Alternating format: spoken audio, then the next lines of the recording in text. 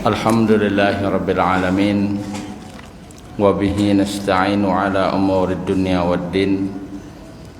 Wa ashhadu an la ilaha illallah wahdahu la syarika lah.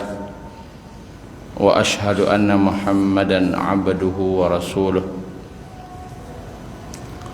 Allahumma salli wa sallim ala nabiyyina Muhammad wa ala alihi wa sahbihi ajma'in.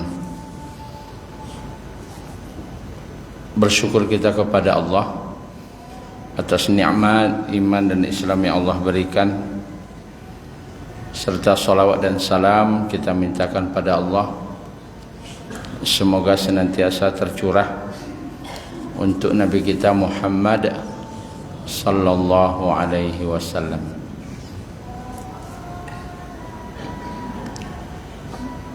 Bapak Ibu yang dirahmati Allah, dengan hadirnya kita salat subuh berjamaah ini merupakan nikmat yang besar dari Allah Subhanahu wa taala.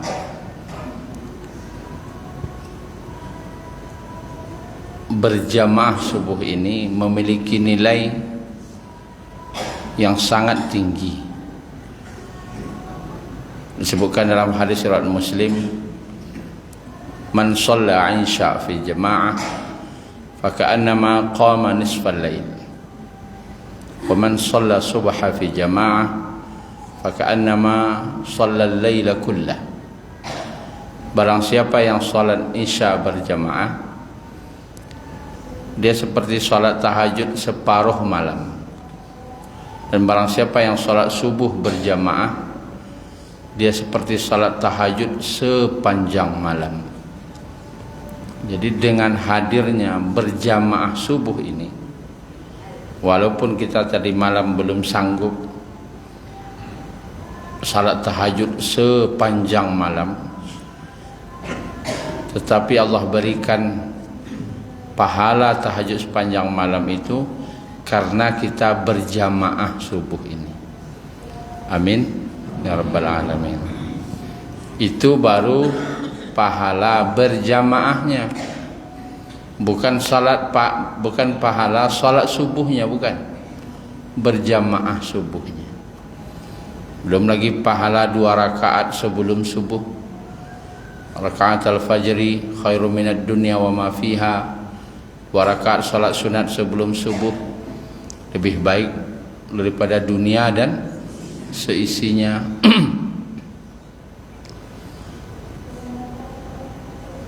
Kemudian belum lagi berjalan ke masjid, setiap langkah dihitung pahala, setiap langkah diampuni dosa, setiap langkah naik derajatnya di sisi Allah. Belum lagi berjalan malam ke masjid gelap-gelap. Bapak Ibu dari rumah gelap, tetapi nanti Allah ganti dengan cahaya yang terang benderang pada hari kiamat. Banyak nikmat yang Allah berikan dengan hadirnya kita subuh berjamaah. Apalagi diadakan pula kajian pengajian, tambah lagi pahalanya. Majtama'a qaumun fi baitin min buyutillah yatluna kitaballah wa yatadarasuna bainahum illa nazalat alaihimus sakinah wa ghasyiyatuhumur rahmah wa haffathumul malaikah wa dzakarallahu fi man 'indah. Tidaklah berkumpul suatu kaum di salah satu rumah-rumah Allah. Sekarang kita sudah berkumpul di rumah Allah, di masjid atau di musala atau di surau, yang mana mereka di situ membaca kitab Allah, kemudian saling mengajarkan isi kitab itu kepada sesama mereka. Kalau bahasa Arabnya pengajian, mengajarkan, maka akan turun kepada mereka sakinah, ketenangan. Datang ke dalam hati kita itu ada rasa tenang, kemudian diliputi oleh rahmat Allah, sudah dapat sakinah, kemudian diliputi oleh rahmat Allah, kemudian wahafathumul malaikah, dikerumuni para malaikat. Walaupun tidak nampak oleh kita malaikat itu sekarang, tapi mereka berkerumun hadir mendengarkan. Wa dzakarallahu fi man indah, dan Allah sebut-sebut nama kita ini satu-satu. Allah sebut-sebut, caliaklah si anu, caliaklah si fulan, caliaklah si fulanah, inyo hadir. Allah bangga-banggakan kita di depan para majlis malaikat yang ada di sisi Allah.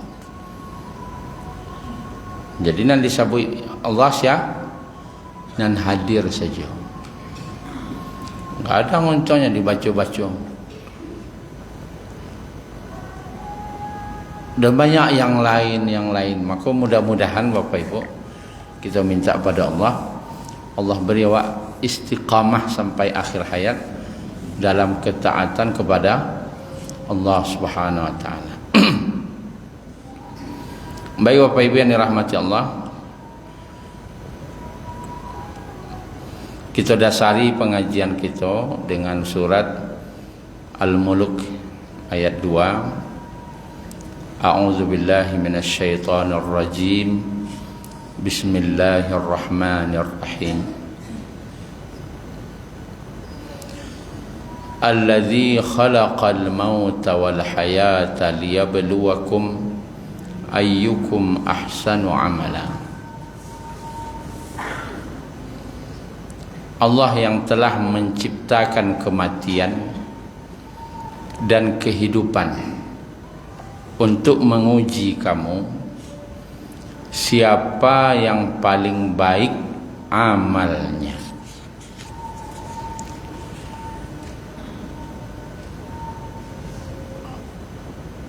Allah telah menciptakan kematian dan kehidupan. Bapak Ibu, ternyata kematian itu ujian, dan kehidupan itu juga ujian.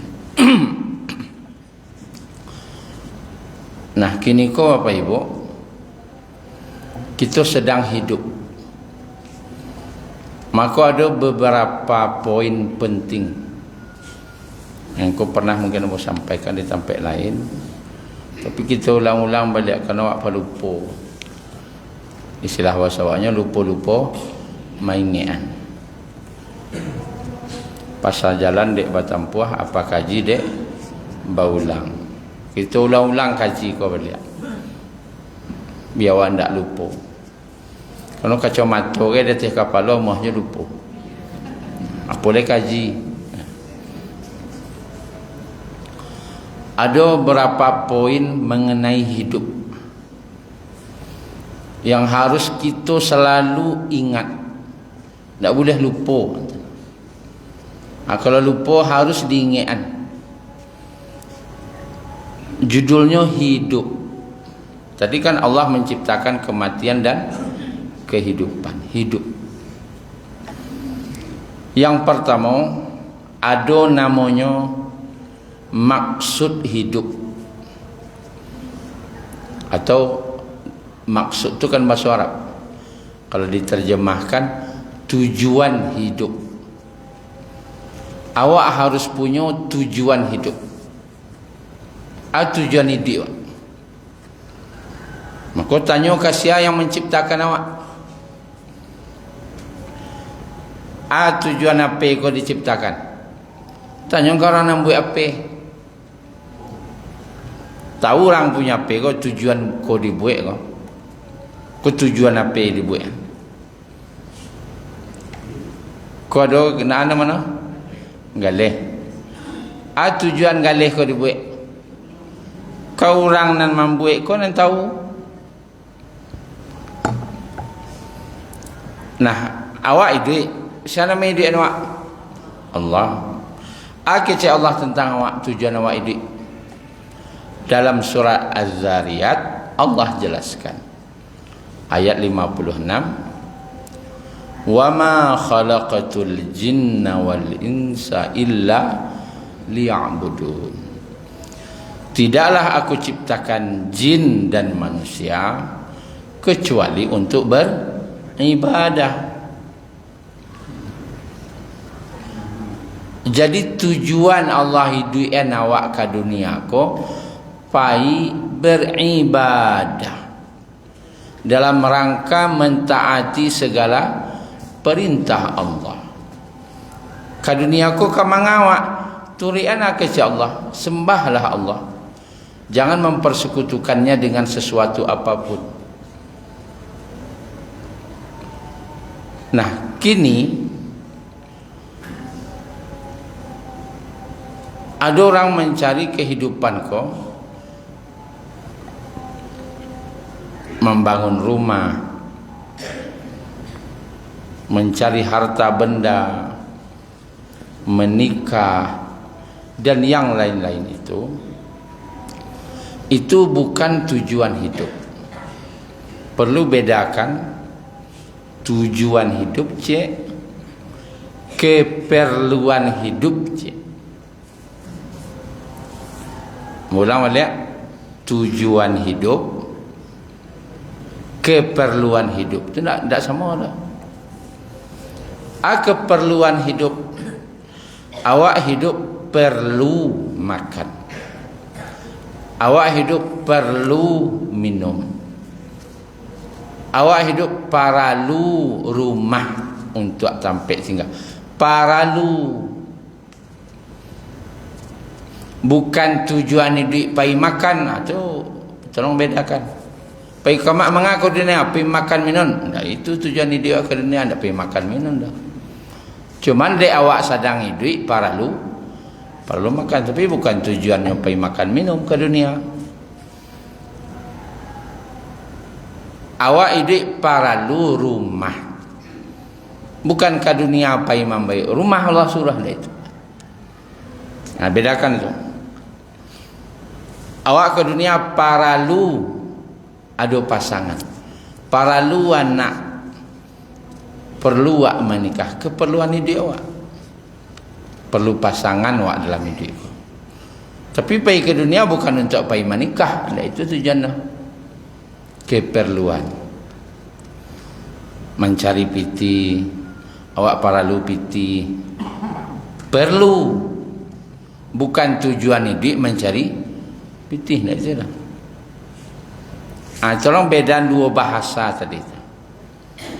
Tujuan hidup keperluan hidup kini tujuan hidup awak bawa tahunan ma tujuan awak yo ibadah tujuan awak ke dunia kok atau mencari keperluan tadi dan tujuan hidup pergi makan minum tadi. Enggak, membuktiannya murah. Kalau muncul awak tentu kecian ibadah. Tapi dalam pekapalo jo hati awak ma yang tujuan hidup membedakannya mudah. Pas azan, di azan tu diimbau hayya 'alal falah, marilah menuju kemenangan. Kemenangan apa? Kemenangan negeri akhirat. Tujuannya apa? Ibadah. Kalau lai talok ke masjid pas azan tu, lai ibadah tujuan ini. Tapi di sawah aja baru berarti pergi makan minum tujuannya ke dunia. Lalu ini ibadah tidak. Gara-gara manggale ndak salat bah. Berarti di situ membedakan pas azan tu. Salah satu membedakan amanan tujuan ini awak ko sebenarnya. Ketika azan berkumandang, mampu ndawak memenuhi panggilan azan tadi, disitulah baru nampak ma yang menjadi tujuan hidup awak. Dunia tujuan hidup kau atau akhirat?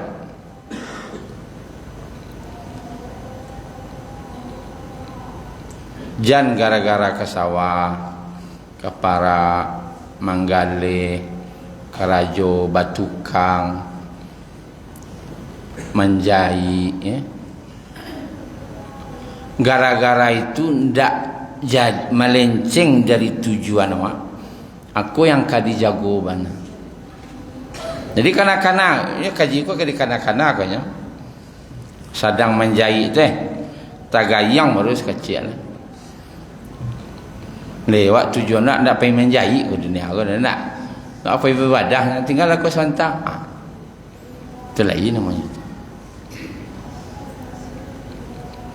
Ada sebuah kisah di zaman tabi'in. Beliau seorang ulama. Beliau ke pasar mencari ikan. Beliau balik. Kemudian untuk membawa ikan dia banyak mungkin untuk disedekahkan ke tetangga dan semacamnya. Beliau carilah seorang tukang angkek. Di pasar kan ada tukang angkek. Untuk membawa ikan tadi ke rumah. Tolong bawa ikan antan ke rumah hambo. Kecek ustaz tadi tu. Di zaman tabi'in ini seorang ulama. Disepakati bararagonyo sampai ke rumah sekian. Lah. Sepakat, okey. Diangkit lah. Sedang manjujuang tadi itu, azan lah orang. Di perjalanan separuh jalan separuh jalan. Dari Yawa Kunyang kalau separuh jalan kembali di mati pun ada. Kubang Putih. Sampailah di Kubang Putih azan orang.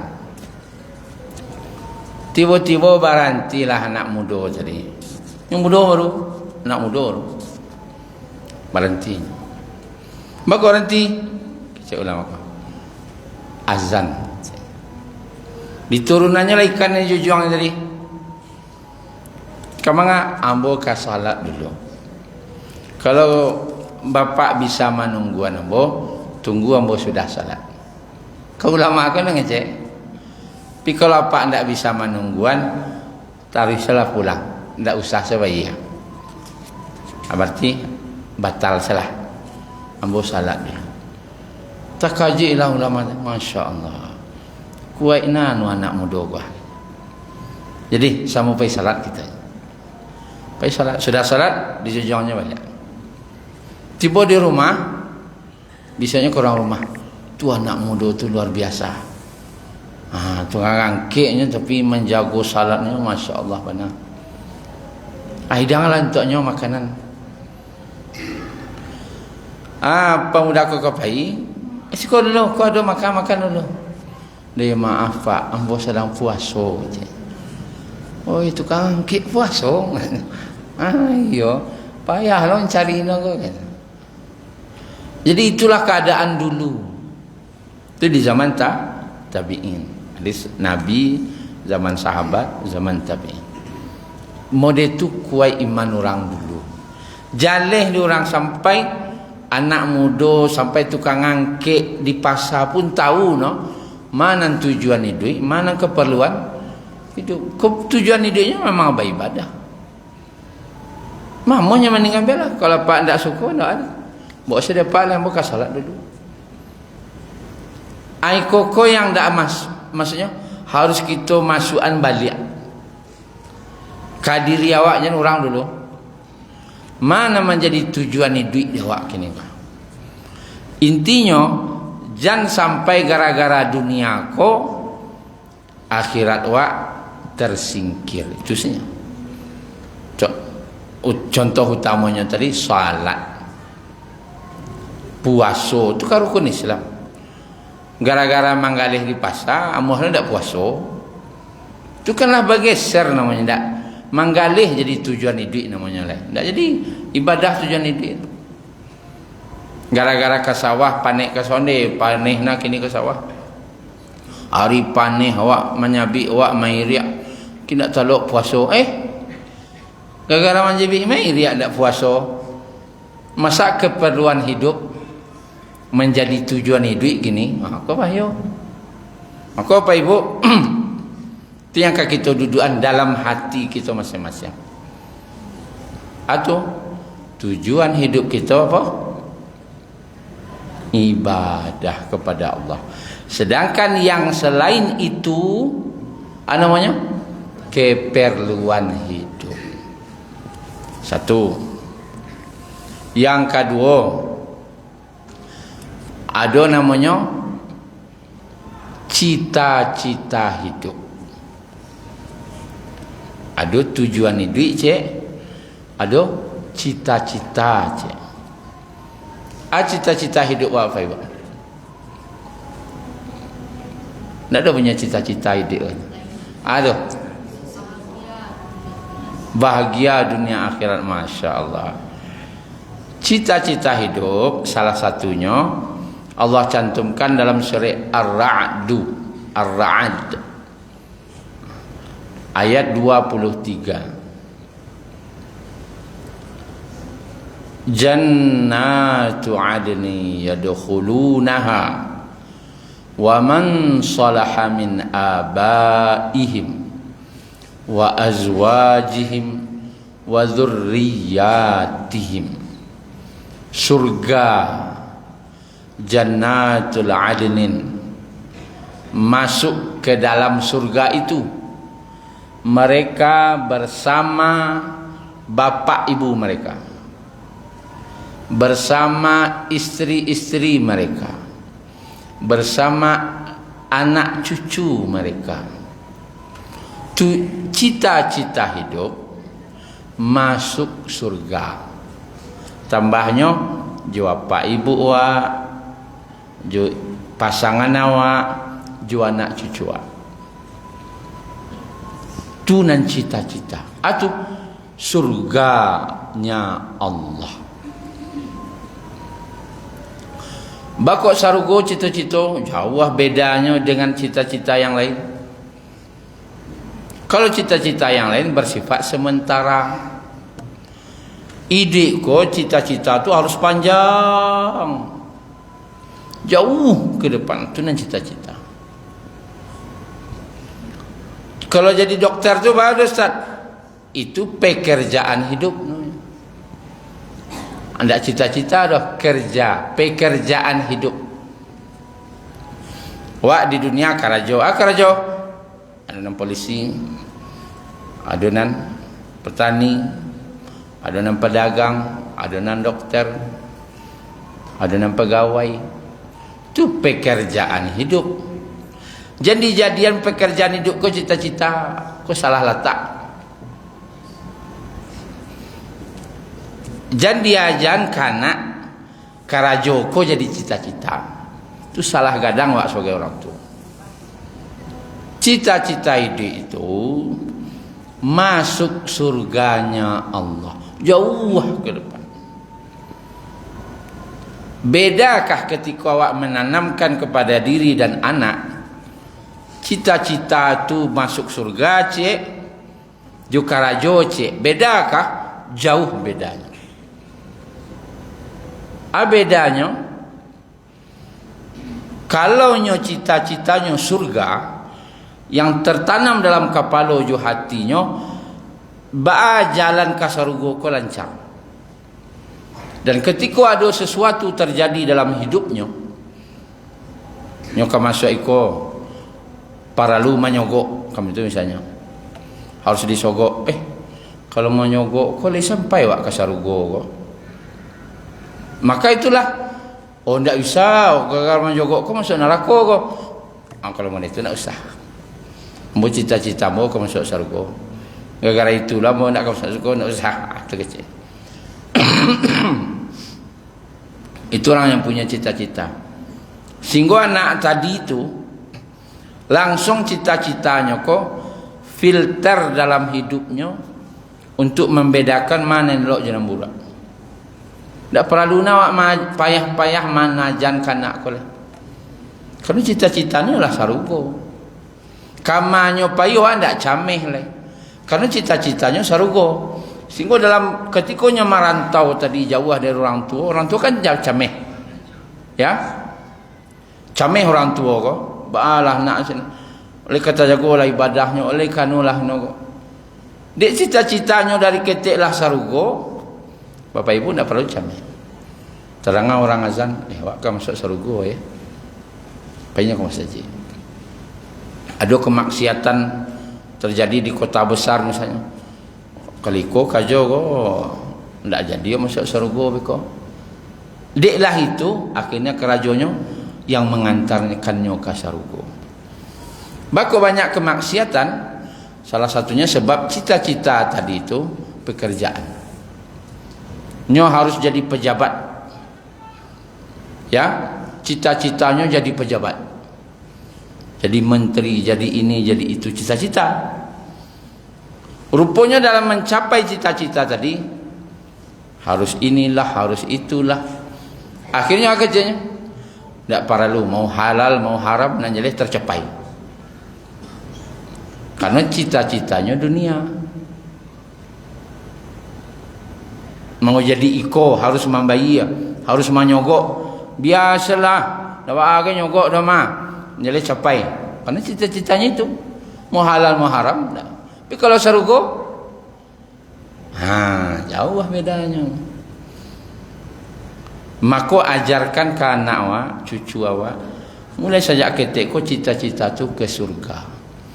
Tidak ingat saja dah bersama bapak ibu mereka, bersama istri mereka, bersama anak cucu mereka. Baru orang kau masuk saundoh ke surga sadonya. Tu yang cita-cita.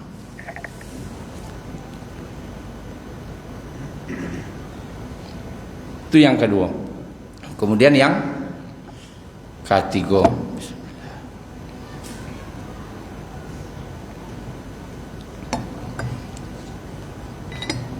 Pertama tadi tujuan hidup. Yang kedua cita-cita hidup. Yang ketiga pedoman hidup.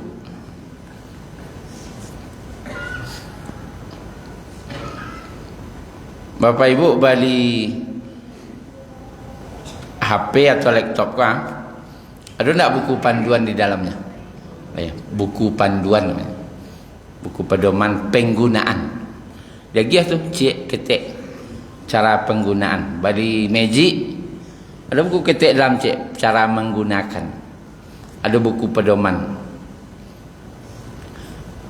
Baralah mau Magic kau pakai kau. Setahun, 2 tahun lagi rusak. Awak idik sampai bila kau?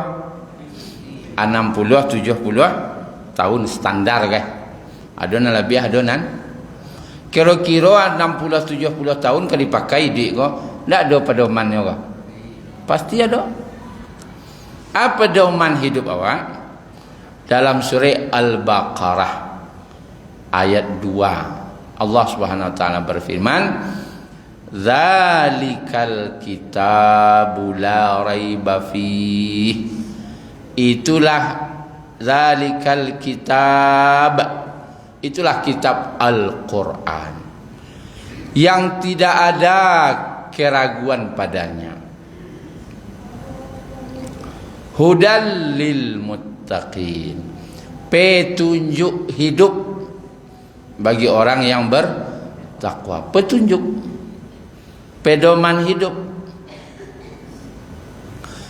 Kalau awak menggunakan barang tidak sesuai dengan pedoman, buku pedoman, apa yang terjadi? Konslet, angui.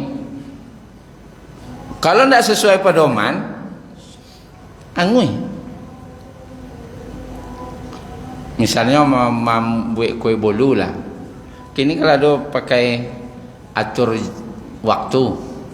Misalnya membuat waktunya cek, waktunya cek. Tinggal putar saja. Ada di buku tu tulis kalau membuat kue bolu 60 menit, wattnya sekian. Kini 60 menit, buat salah 120 minit. Putar ada tak? Nak lama, nak tambah mantap rasanya. 2 jam. Watt no 110 watt kok kurang mati watt lah. Anda jadi kalau angui saya nak ada kok malah tuih jo mesin-mesinnya kok. Kacau jadi. Dia tidak sesuai petunjuk, tidak sesuai je pedoman.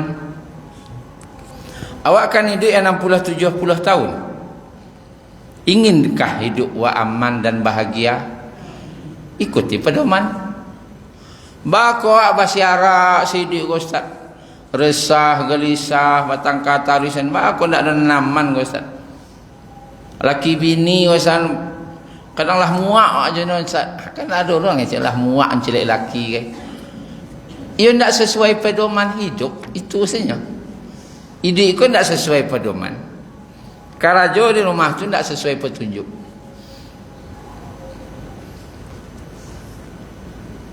Lakukanlah sesuai pedoman aman. Dan memang Allah dia tahu kawan. Dalam surah Toha ayat 128, wa man a'rada an dzikri fa inna lahu ma'isyatan dhanka wa nahsyuruhu yaumal qiyamati a'ma. Barang siapa yang berpaling dari peringatanku. Apa peringatan Allah tu? Al-Quran. Barang siapa yang berpaling dari Al-Quran, maka baginya kehidupan ma'isyatan dhanka, kehidupan yang sempit. Allah dia tahu kawan. Kalau hidup wak ndak sesuai Al-Quran kau dah sampai sedik tu. Sasak sangok tu. Kumari payah sen. Banyak li senang tapi banyak susah no. Dia ndak sesuai pedoman. Nah lebih parahnya wa nahsyuruhu yaumal qiyamati a'ma. Dan kami kumpulkan nanti pada hari kiamat dalam keadaan buta. Buto berbangkit pada hari kiamat. Tak bisa lihat. Nah, gambarannya orang yang hidup di dunia tapi tidak ikut je pedoman Al-Quran, petunjuk Al-Quran, bantu orang buto berjalan. Nyoba jalan, nyoba lari, tapi buto. Antu jadi. Ibainya balari kancang-kancang. Tiba tunggak listrik bah, talangkang. Tiba di bandar, tak suruh bah. Tiba di ngarai, inna lillahi, inna ilaihi raji'un. Dia butuh. Masa berjalan balari ndak jumato. Maka berjalan ndak nampak. Itulah yang terjadi. Bako bermasalah hidup wa ndak je pedoman. Tu talangkang kepala. Sakit nak kepala ini. Ndak talangkang kepala tu dah. Kepalanya ndak ada talantak petang listrik kan, tapi yang ngecek sakit kepala. Dia ada pedoman yang dilanggar.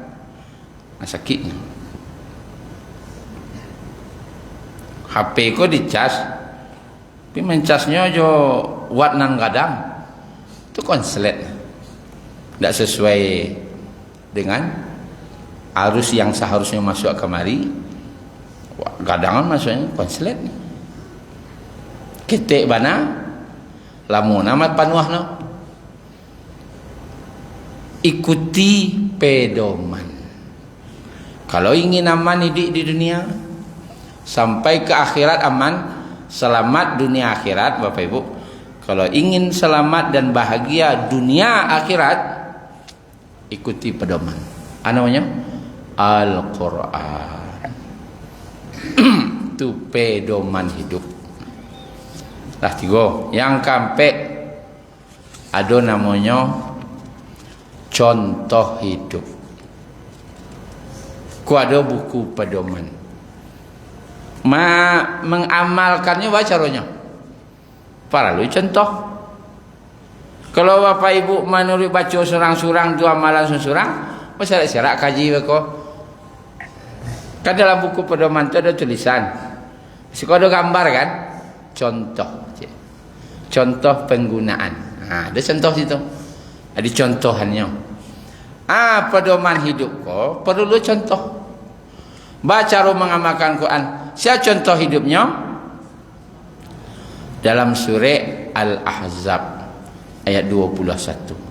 Allah agih tahu kawak, laqad kana lakum fi rasulillahi uswatun hasanah.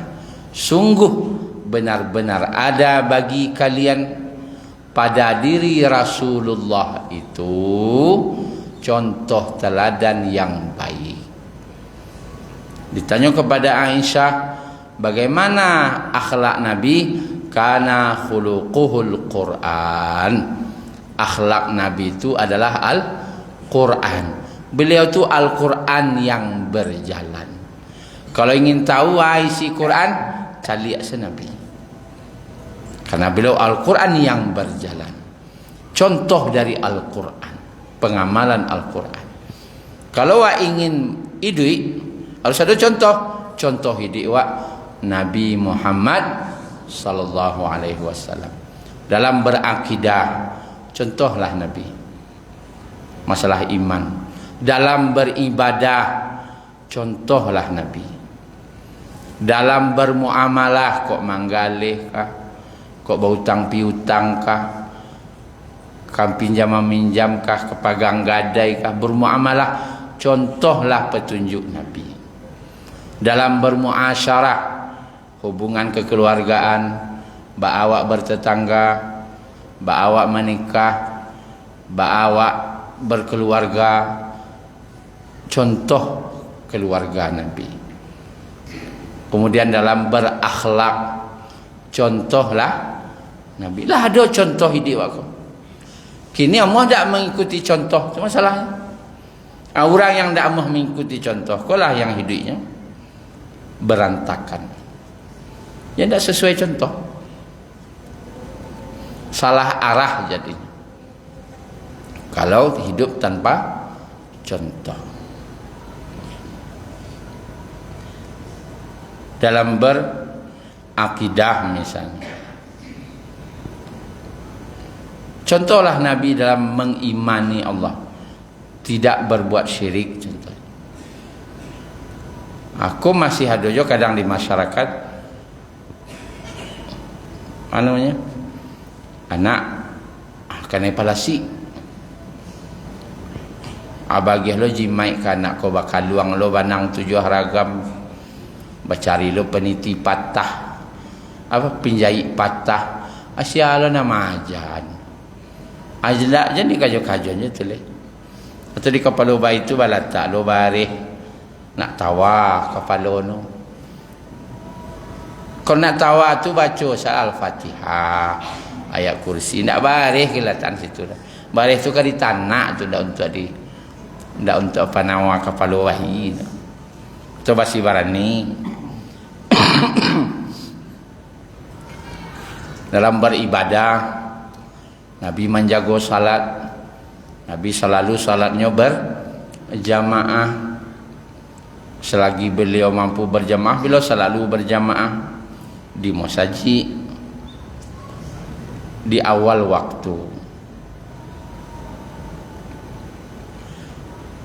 Barang nilai di awak ko, barang nilai pahala awak dalam hidup sejauh awak meniru Nabi. Ibadah awak ko apa ibu? Bara penting noh. Samirip apa je Nabi? Makin mirip ibadah awak je Nabi, makin tinggi nilai pontennya. Ini ponten kalau bahasanya.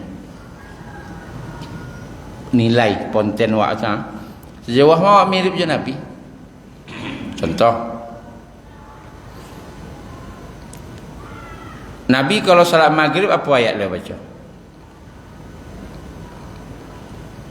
Paling sering, sekali-sekali beliau sekali-sekali ada surat panjang. Tapi yang lebih sering dari Ad-Duha sampai An-Nas.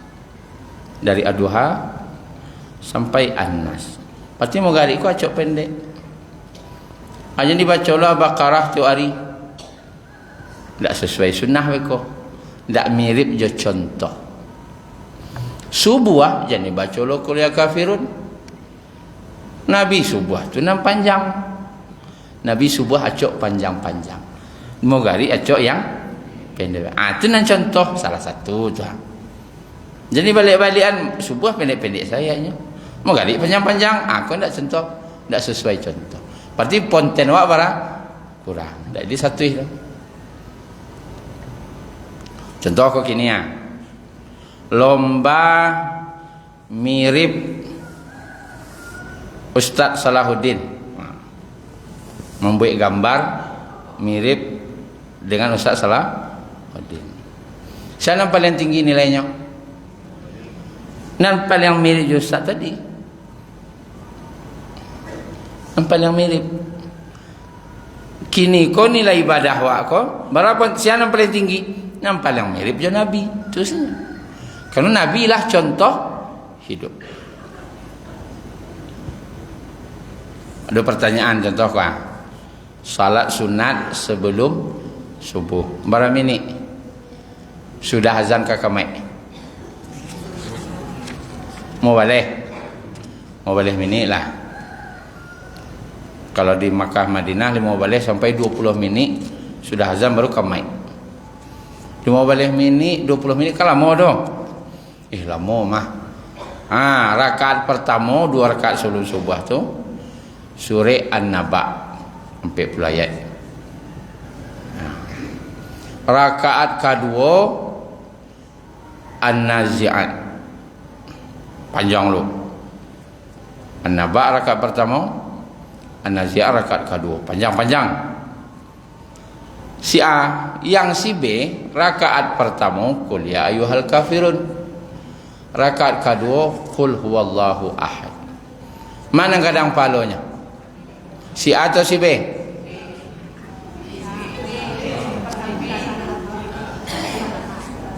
Nan si A An-Naba jo An-Nazi'at. Yang si B Al-Kafirun jo Al-Ikhlas. Mana kadang palono? Balik ke rumus awal.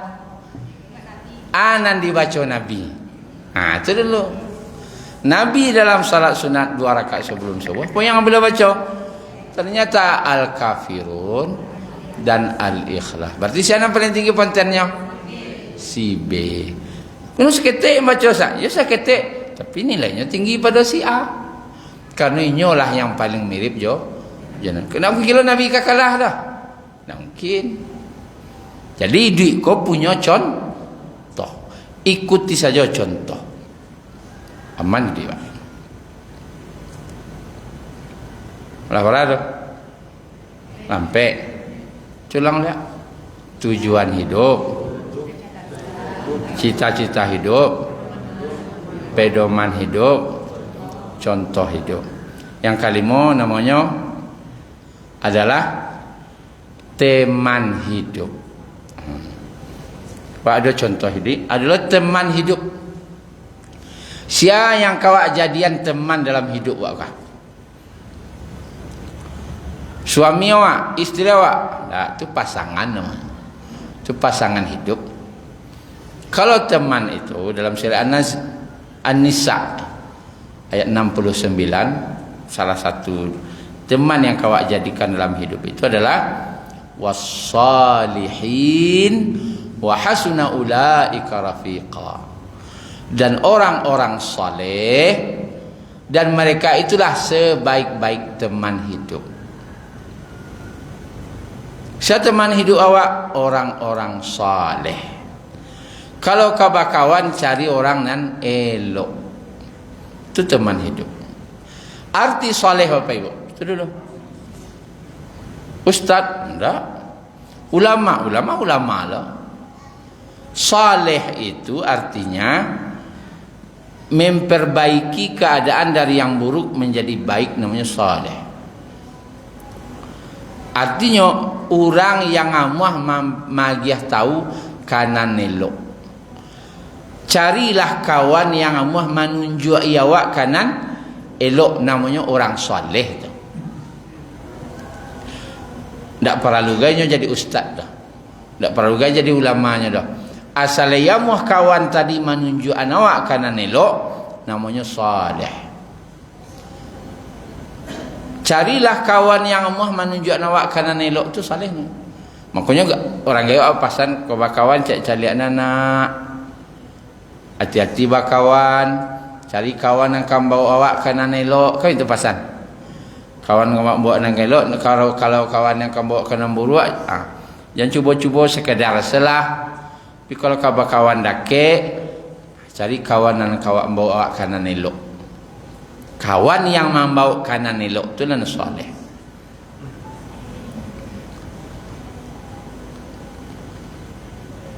Lawannya yang keenam, nomor 5, teman hidup. Yang keenam namanya musuh hidup. Ada teman hidup, orang soleh. Ada musuh hidup. Siapa musuh hidup kau? Salah satunya dalam surah Yasin ayat 60.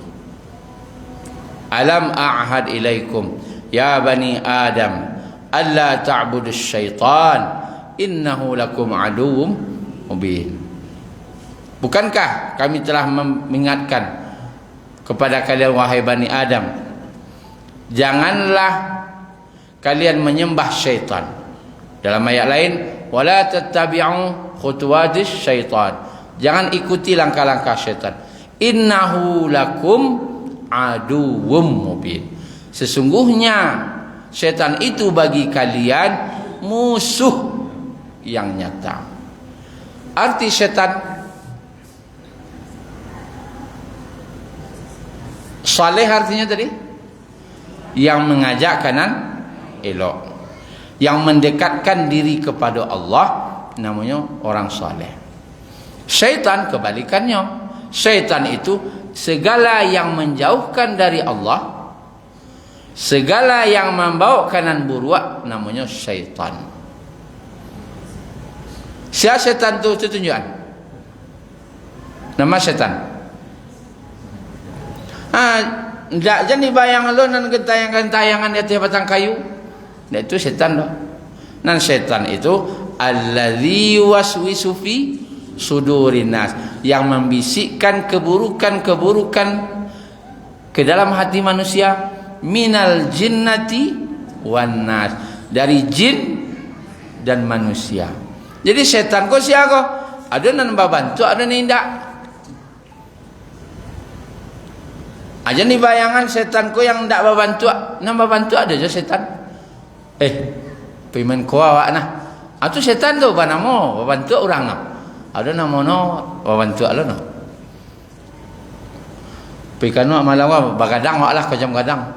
Ngap ya jadi bagadang saya sinen kok mau ngambil ko. Atu setan majak tu.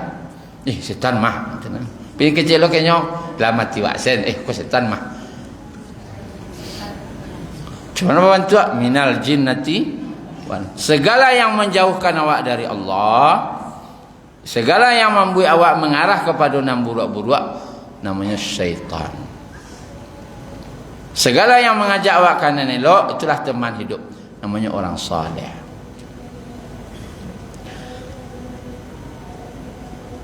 Kini acuk tawaliak. Tawaliaknya, awak kadang malih je orang saleh. Jangan kawannya saya kalau salah sendiri nak beko. Aku awak li ceramah no. Awak jauhi kawan kau. Jangan bawa sana tu tak usah bawa. Kau sekarang kau banyak taguan lo kau nak anda jadi awak bebas. Awak tinggalan saleh kau. Nah setan apa bawa? Nak kamajak awak kena budak tadi awak bawa. Sedangkan setan kena musuh. Jadi kelinco soalnya. Jadi salah mana teman hidup, mana musuh hidup, pandai-pandai memilah. Ini kelincuan sah. Jangan salah pasang. Musuh hidup abadakei, teman hidup bajawahi. Mencari laki cari laki basoroban, bagamis. Ndak sanona. Takut cari laki itu. Laki nancok mengkoa mendomina apa itu nama cari akanlah salah kaji.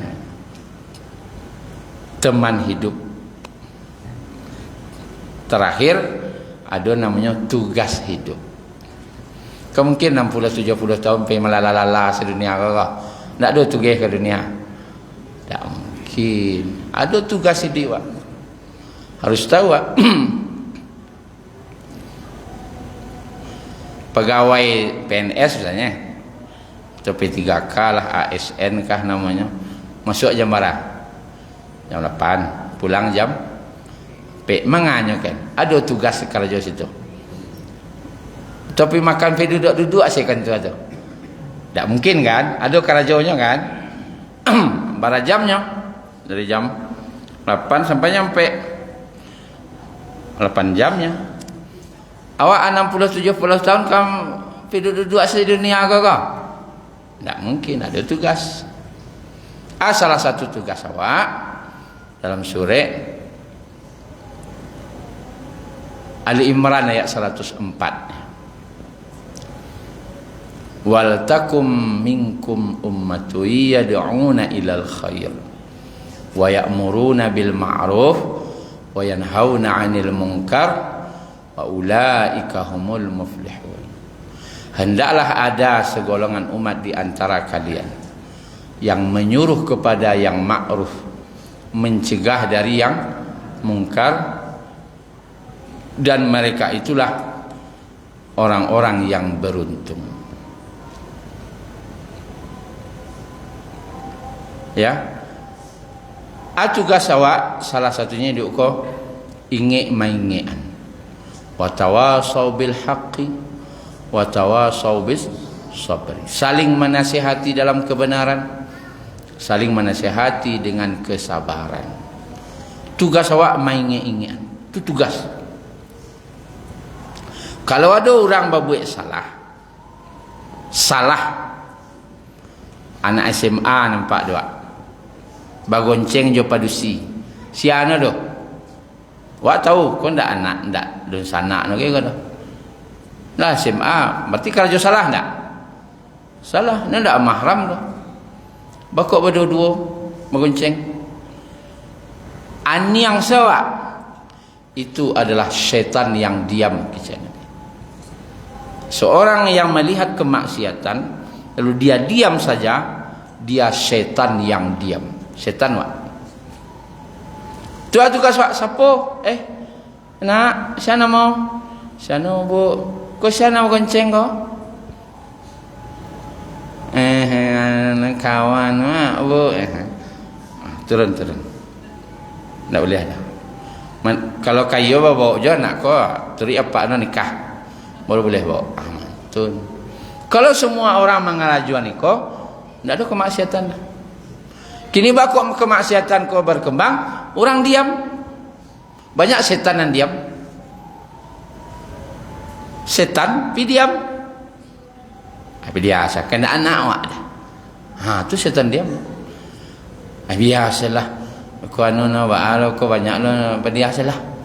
Jadi anak awak sekedianuan. Tu setan yang diam. Berarti awak tidak menjalankan salah satu tugas awak di dunia. Jadi bahasa saling menasihati, dinasihati, tidak dibangihi dah. Tak mantun lah dah. Dinasihati. Dan kadang orang kau melawan lo kalau dinasihati kan adalah melawan lo kau. Hati lanjutan ayatnya watawasau bis sabri. Saling menasihati dengan kesabaran. Mengingatkan kau harus sabar. Itu mah Nabi dilempari jo batu, diludahi, dicaci maki, diusir lah. Dia amar ma'ruf nahi mungkar tadi. Baik untuk anak awak, baik kemanakan awak, baik orang kampung awak. Jadi pilih-pilih nasihat kau untuk anak awak tidak boleh. Seluruh orang kaum muslimin kau tugas awak saling menasihati. Kau yang kurang, kau yang tugas kau yang hilang kini. Baik di masyarakat, di sekolah. Kalau ada yang tidak sesuai jo pedoman hidup, agih tahu. Jangan dipadia saja. Jangan dibiarkan. Kalau semua orang melakukan menasihati kau. Misalnya ada kampung kau kampung lah. Dekat kampung kau ada sekolah cik. Kalau orang sakampung kau menasihati anak-anak yang ada di sekolah kau, kalau ada sekolah SMA nya berdua, dinasihati tak? Orang tak akan berani buat di kampung tu lah. Baku anak-anak sekolah SMA aku berani mengonceng-onceng nak gadis kini. Dia orang kampung diam selalunya. Itu masalahnya. Dia aniang tu mencuba surang pertama tu nya. Dah orang kampung lah celengah orang kampung. Mencuba orang yang kedua, mencuba orang yang ketiga. Akhirnya lah bentuk biasa. Tetapi itu kemaksiatan. Kau Nabi bagi harahan, man ra'a minkum munkaran falyughayyiru biyadihi. Barang siapa yang melihat kemungkaran, hendaklah dia rubah dengan tangannya. Fa illam yastati' fa bilisanihi, jika tidak sanggup dengan lisan, dia mencuang saja. Wa illam yastati' fa bi qalbihi wa huwa adhaful iman. Kalau tidak je talak dah, ajuh hati. Doakan. Jangan sampai terjadi musibah di kampung awak, jangan sampai terjadi kolo balik. Tapi minimal masa awak orang kampung tak bisa ngecek aja mencang. Menegur dengan lisan, tapi dengan baik. Itulah kira-kira Bapak Ibu 7 poin penting tentang hidup.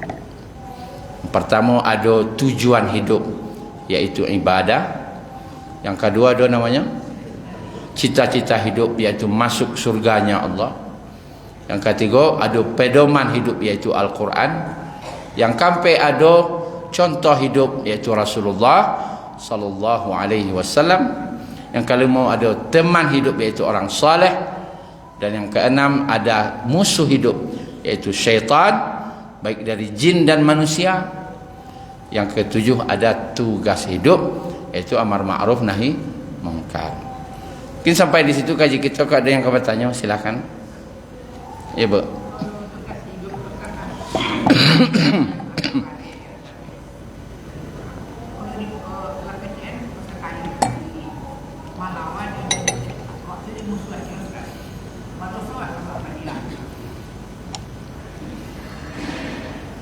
Ada orang kecil yang melawan. Contohnya tu, menyuruh sembahyang.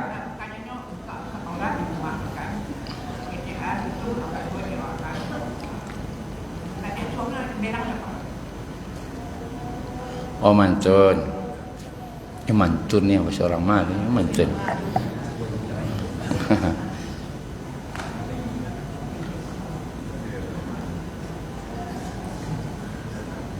Yang paling banci ke Nabi ke orang Quraisy, yang terkenal Abu Jahal. Abu Jahal ko setiap diajak Nabi ada yang elok jawabnya ke Nabi. Sandik sen, bangi sen. Bahkan dia pernah menokok kepala Nabi jo batu. Itokok tu kepala Nabi jo batu sampai berdarah. Biarang paman beliau itu Hamzah.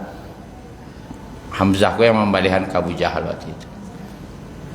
Itu tidak senangnya Hamzah, kemanakannya dia puan. Oh, itu. Tapi barantikah Nabi kata tidak. Nabi menyampaikan, pasti Nabi ko menyampaikan ke kira mendewa menyampaikan Nabi itu. Elok bana Nabi ko, jo elok-elok. Tapi barantikah Nabi? Ternyata dalam riwayat itu lebih kurang 70 kali Nabi mendatangi rumah Abu Jahal itu. 70 kali. Awak lah berapa kali magi tahu kena? Sekali 2 kali. Aku lah menyarah lo.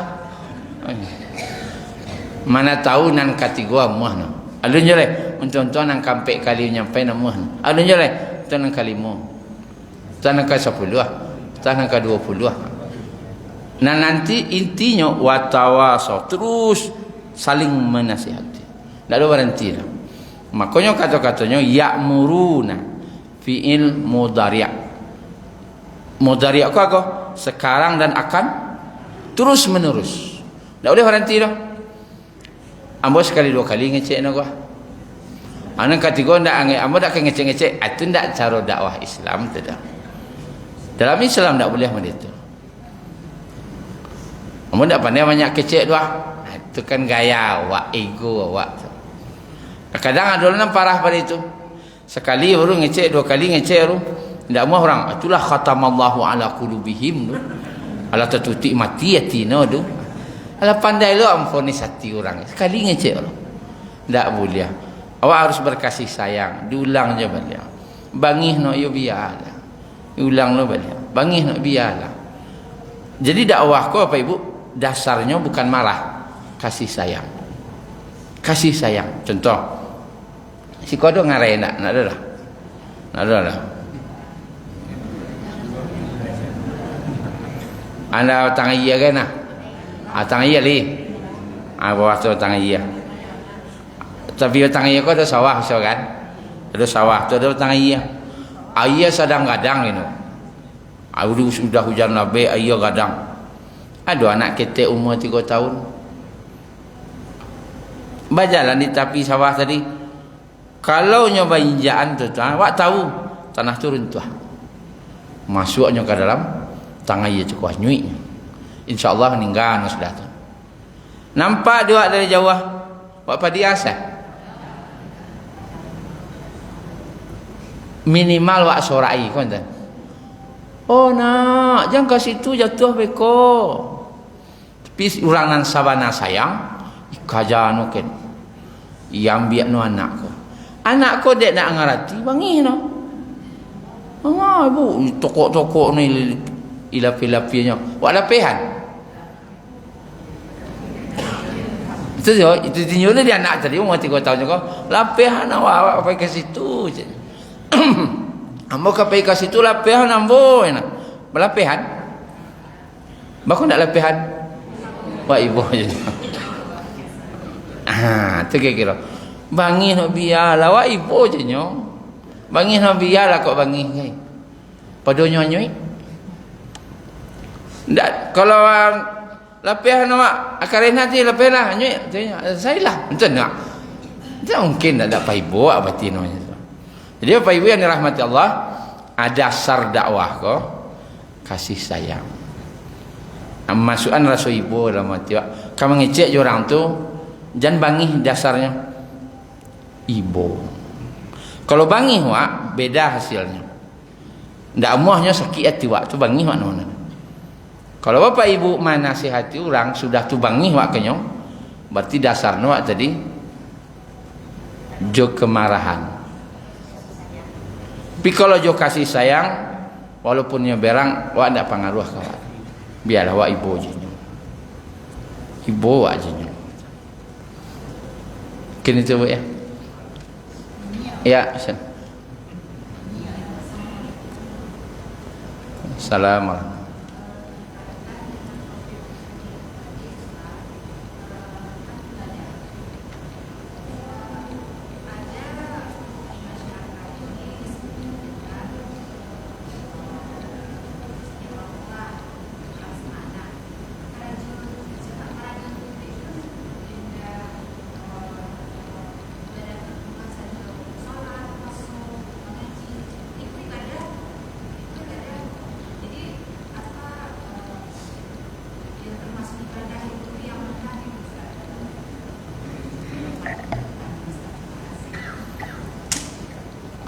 Assalamualaikum warahmatullahi wabarakatuh.